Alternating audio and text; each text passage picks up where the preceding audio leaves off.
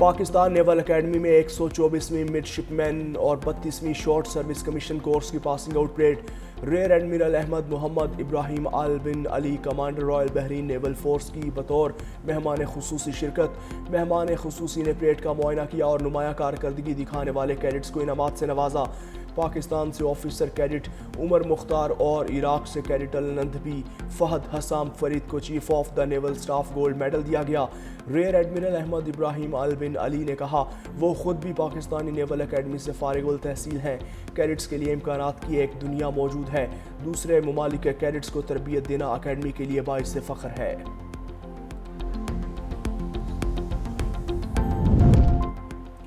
اور دختر مشرق دلیر لیڈر جمہوریت کی علمبردار پاکستان کی پہلی خاتون وزیر اعظم شہید محترمہ بے نظیر بھٹو کی 18ویں برسی۔ جمہوریت کا علم تھا میں عامروں کو للکارا، جان کو خطرے کا علم ہونے کے باوجود وطن واپس لوٹی۔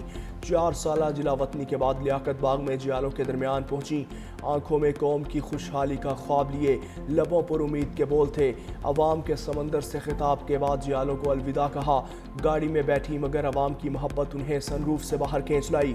کیا پتا تھا کہ دشمن طاق میں بیٹھا ہے۔ گولیاں چلیں، زوردار دھماکہ ہوا تو بھگدڑ مچ گئی۔ بی بی شدید زخمی ہوئی، اسپتال منتقل کیا گیا جہاں آخری سانسیں لیں اور روشن مستقبل کا خواب آنکھوں میں لیے دنیا سے چل بسیں، مگر آج بھی عوام کے دلوں میں زندہ ہے۔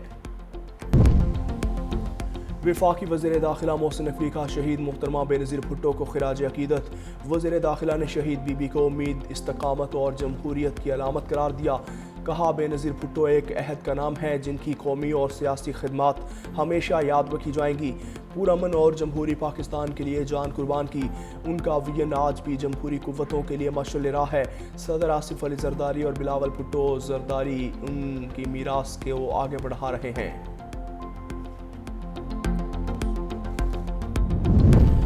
شہید محترمہ بے نظیر بھٹو کی برسی گڑھی خدا بخش میں تیاریاں مکمل۔ بی بی شہید اور ذوالفقار علی بھٹو کے مزارات کو سجا دیا گیا۔ ملک بھر سے جیالوں کی قافلوں کی صورت میں آمد جاری۔ لاڑکانہ میں جگہ جگہ استقبالیہ کیمپ قائم۔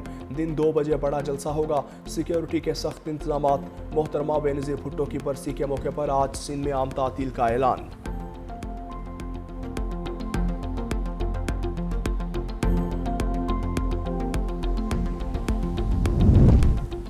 پاکستان کا جدید ڈیجیٹل معیشت اور بٹ کوائن ٹیکنالوجی کی جانب مضبوط قدم۔ کرپٹو ریگولیشن میں نمایاں پیش رفت کے باعث عالمی توجہ حاصل کر لی۔ PVARA کے چیئرمین بلال بن ثاقب کا ابوظہبی بٹ کوائن کانفرنس 2025 میں پاکستان کے کرپٹو ویژن کا اظہار۔ نوجوانوں کو ڈیجیٹل تخلیق کار بنانے، شفاف اور سرمایہ کار دوست regulatory framework, mining to tokenization اور ویب 3 کے ذریعے اربوں ڈالر سرمایہ کاری اور اضافی بجلی کو ڈیجیٹل ایکسپورٹ میں بدلنے کے منصوبے کا بھی اعلان کر دیا۔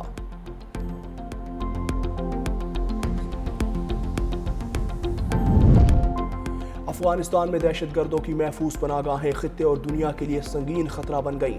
افغان طالبان رجیم کی سرپرستی میں افغان دہشت گرد امریکہ، ایران، روس اور پاکستان سمیت متعدد ممالک میں دہشت گردی اور سنگین جرائم میں ملوث۔ بڑھتے سیکیورٹی خدشات پر جرمنی سمیت کئی ممالک سے افغان شرپسندوں کی ملک بدری۔ عالمی رپورٹس کے مطابق طالبان کے زیر اثر دہشت گرد نیٹ ورکس عالمی امن کے لیے بڑا چیلنج ہیں۔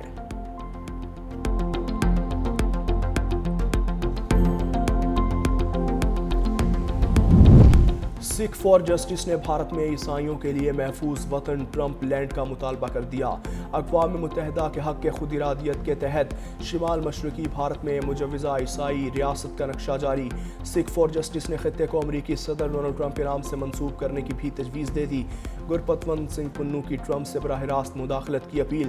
مودی دور میں عیسائیوں اور سکھوں پر منظم تشدد، مذہبی جبر اور ہندو توا نظریے کے تحت ظلم و ستم کے الزامات۔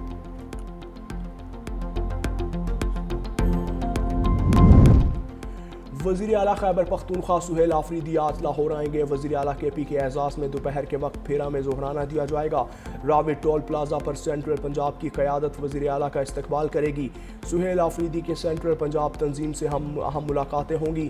وزیر اعلیٰ خیبر پختونخوا پنجاب اسمبلی میں پارلیمانی پارٹی اجلاس کی صدارت کریں گے۔ آج پارلیمانی اراکین کے اعزاز میں عشائیہ بھی دیا جائے گا۔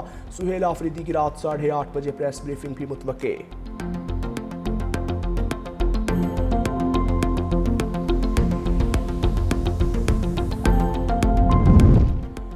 انسداد دہشت گردی لاہور کی عدالت نے 9 مئی کے جلاؤ گھیراؤ کے 2 مقدمات کا تحریری فیصلہ جاری کر دیا۔ عدالت نے میاں محمود رشید کو مجموعی طور پر 33 سال قید اور 6 لاکھ روپے جرمانے کی سزا سنائی ہے اور یاسمین راشد، عمر سرفراز چیمہ اور اعجاز چودھری کو 10 سال قید کی سزا۔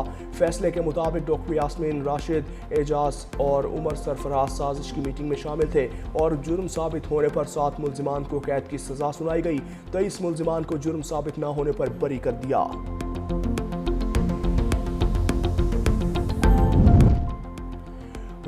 روز آئین کے ساتھ کھلواڑ نہ کیا جائے، مولانا فضل الرحمان برہم۔ کہا قانون سازی میں بہت فرق ہے اور آئین میں بہت فرق ہے۔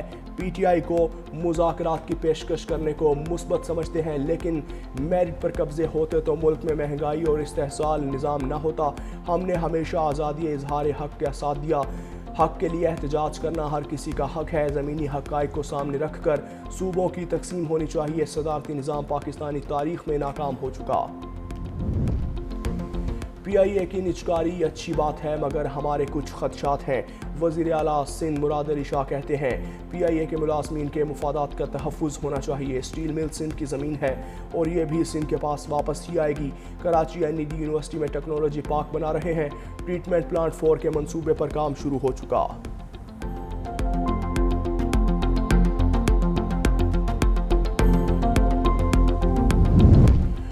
دختر مشرق شہید جمہوریت بے نظیر بھٹو کی 18ویں برسی کل منائی جائے گی۔ پاکستان پیپلز پارٹی لاہور کے کارکنان کی گڑھی خدا بخش روانگی۔ لاہور ریلوے اسٹیشن پر کارکنان کی کثیر تعداد میں شرکت۔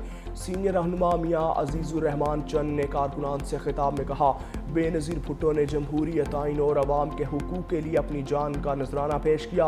پیپلز پارٹی کے کارکن آج بھی ان کے مشن کو آگے بڑھانے کے لیے پرعزم ہیں۔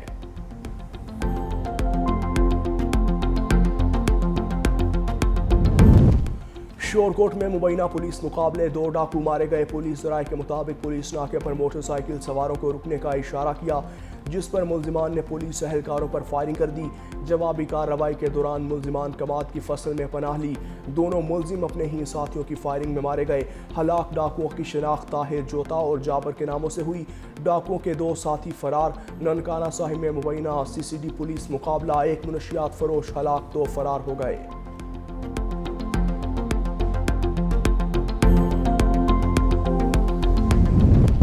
افغانستان سے تاجکستان میں سرحد پار حملے میں 3 فضائی افغانی دہشت گرد ہلاک۔ تاجکستان کی سیکیورٹی اتھارٹی نے بتایا کہ غیر قانونی طور پر حدود میں داخل ہونے والے مسلح افراد کو سرحدی سیکیورٹی آپریشن کے دوران مارا گیا۔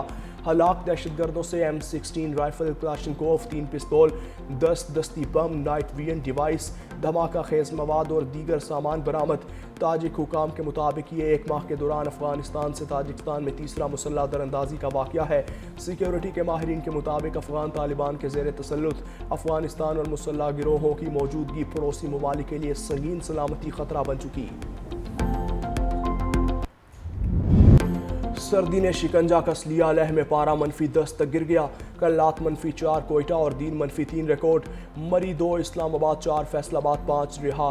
پشاور 6، لاہور 8 اور کراچی میں درجہ حرارت 12 ڈگری سینٹی گریڈ ریکارڈ۔ سردی بڑھنے کے باوجود فضائی معیار بہتر نہ ہو سکا، عالمی فہرست میں لاہور کا دوسرا نمبر۔